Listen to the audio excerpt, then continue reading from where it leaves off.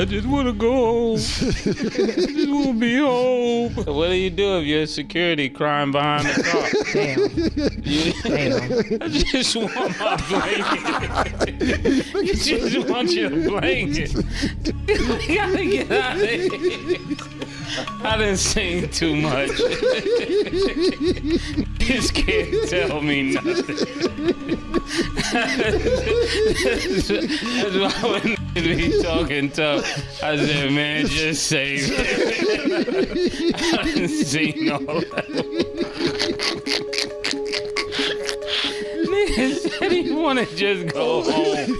Oh, shit. This blanket. You're like, what? But he there for security. I'm never gonna be in this position.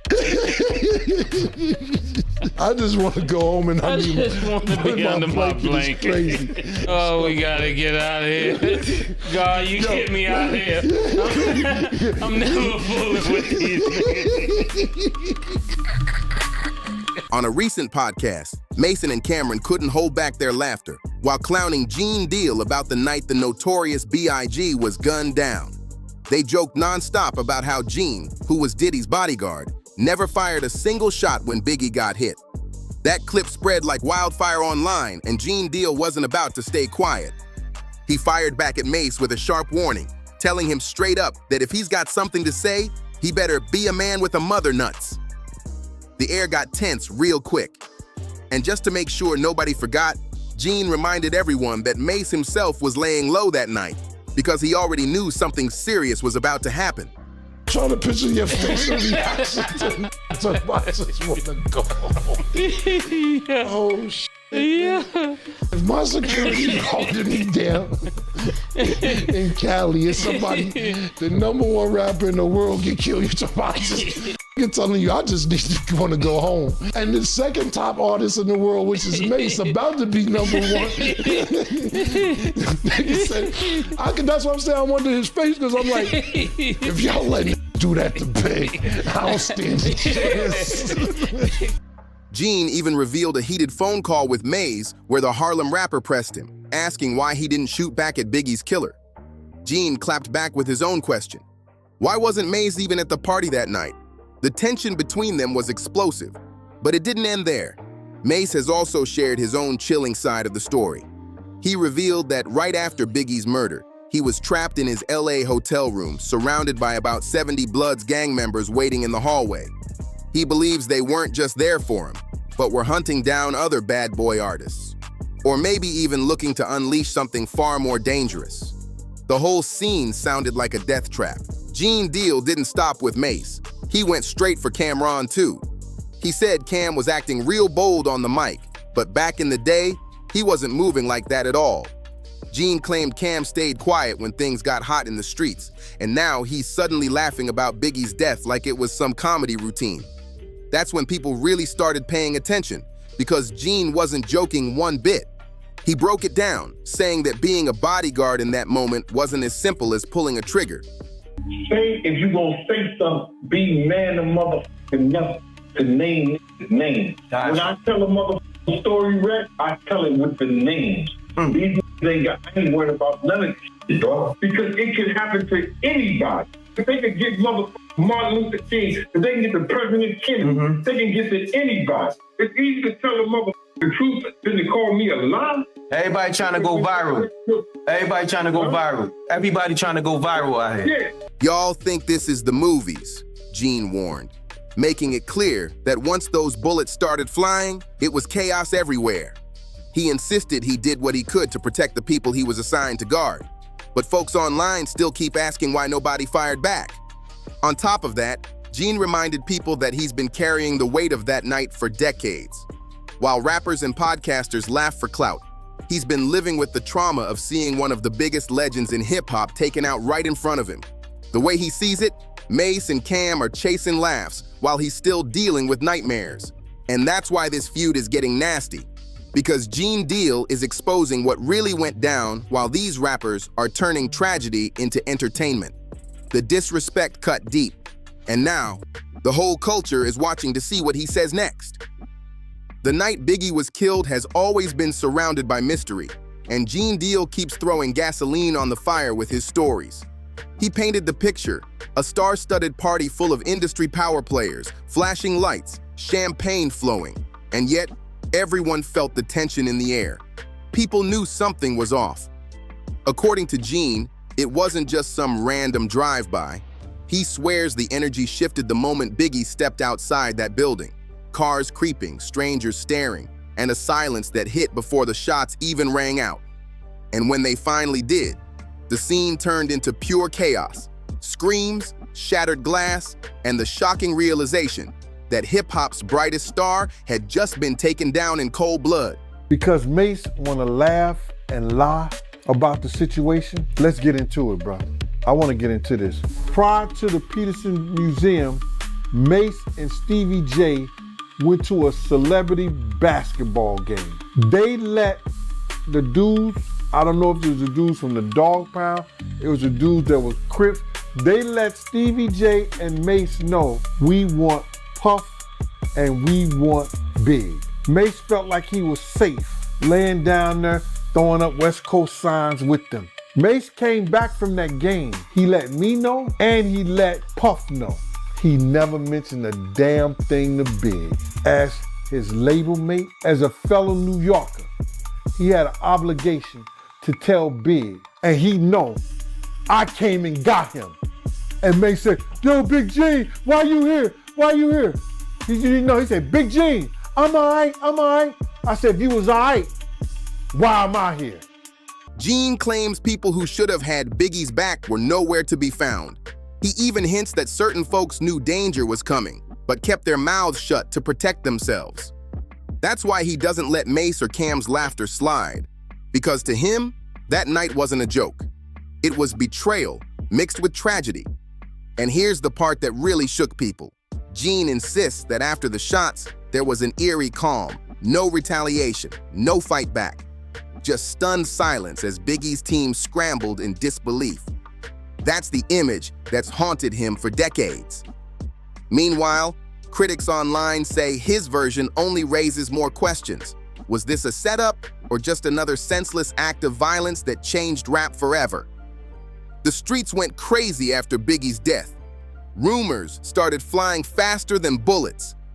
Some people swore it was a straight-up setup, while others blamed the never-ending East Coast verses. West Coast tension.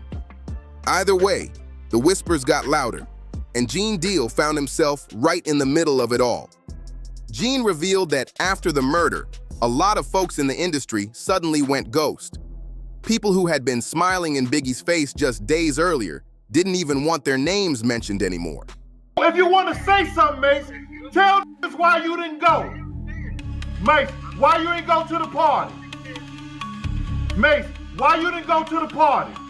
Because I was in a hotel with Brandy. Why you didn't go? Brandy told you, you told me that Brandy told you, let's go to the party. Why you didn't go to the party? I didn't go to the party because all y'all seem like snakes. And I'm not going to be So Mace, who told you? Mace, didn't I tell you? Listen to him, Mace. Did I tell? Let's keep it 100. When you was riding around. Let me answer. Go ahead. Let me answer the question. You guys was the security. If somebody shot the biggest rapper in the world, why y'all didn't shoot back? Y'all had time? Mace, let me ask you something. I'm gonna get to that. Mace, Mace, one question. When you was riding around Cali with Stevie J, didn't I pull you to the side and say, what the f is you doing in a drop top Benz riding around with Stevie J around Cali? Did I say that to you? Did I say that to you, Mace? That's some Calls stopped being returned, doors started closing, and it felt like everybody was scrambling to protect their own skin.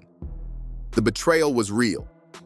Meanwhile, the streets of LA turned into a war zone for anyone tied to Bad Boy. Gene said he could feel the eyes on him everywhere he went, like people were waiting for the right time to move on anybody connected to that night. And it wasn't just paranoia.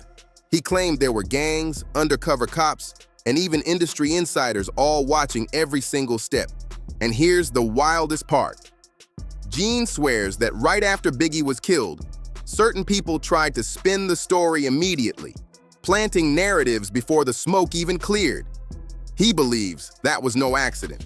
It was all about shifting blame and keeping the real players hidden in the shadows. That's why decades later, the murder of the notorious B.I.G. still feels like an open wound, with more questions than answers. When it comes to Diddy, Gene Deal made it clear. His job that night was to keep Puff safe no matter what.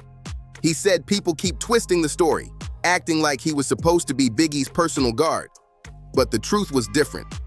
Gene was on Diddy's detail, and that meant his focus was locked on keeping the boss alive. But here's where it gets messy.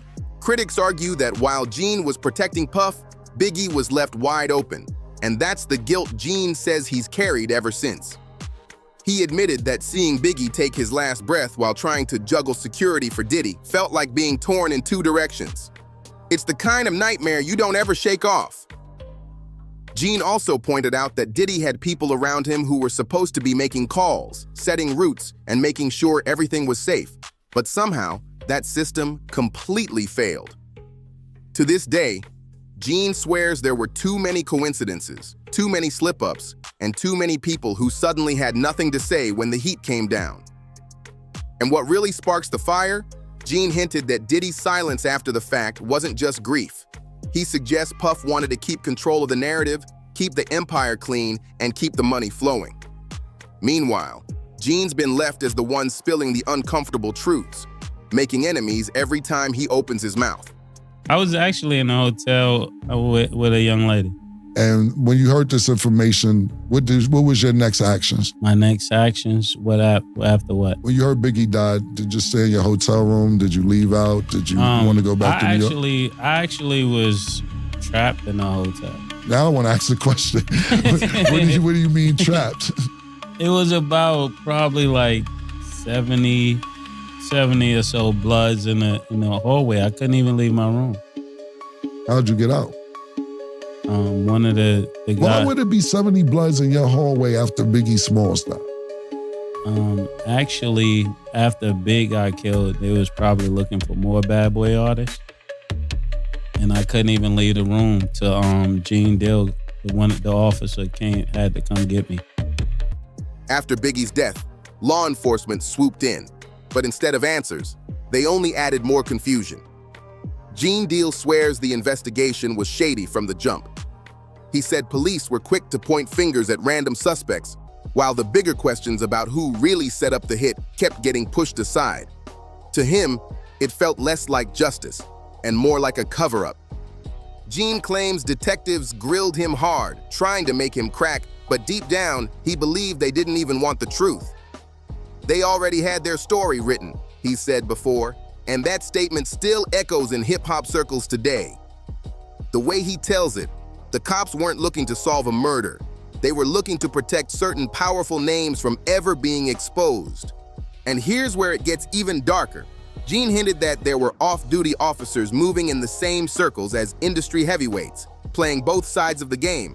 According to him, the streets already knew there were connections between gangs, the music business, and dirty cops. That's why every time the case was reopened, nothing ever stuck. For the fans, it's a nightmare, because one of the biggest artists in history was taken out in front of witnesses. Yet decades later, nobody's behind bars. For Gene, it's personal. He's not just carrying trauma, he's carrying the weight of an investigation he believes was never meant to uncover the truth in the first place. Ex-bodyguard Gene Deal has dropped a bombshell theory, linking the death of the notorious B.I.G. to the reckless actions of Mace and Stevie J that night in Los Angeles. According to Gene, their wild behavior stirred up the chaos that surrounded Biggie in his final hours, adding another shocking layer to one of hip-hop's darkest mysteries. This fiery back-and-forth exposes just how deep the scars still run among those who were closest to the tragedy. The whispers, the accusations, and the unresolved tension make the truth harder to lock down than ever. When Mase questioned him about why he never shot back at Biggie's killer, Gene didn't hold back. He threw the pressure right back in Mace's direction. the entire murder of Biggie Smalls remains wrapped in secrecy, with theories stacking up while real answers stay hidden. As new voices come forward and old wounds reopen, the full truth feels close enough to touch, yet always out of reach.